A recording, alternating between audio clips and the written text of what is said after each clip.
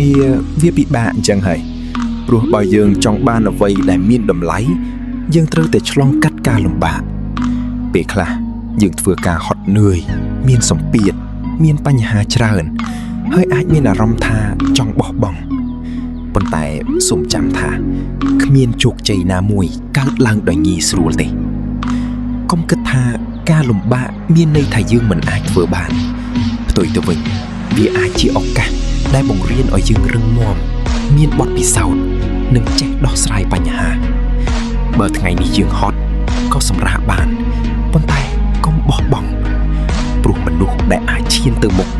មិនមែនជាមនុស្សដែលមិនធ្លាប់ជួបការលំបាកទេប៉ុន្តែជាមនុស្សដែលជួបការលំបាកហើយនៅតែបន្តដើរដូច្នេះ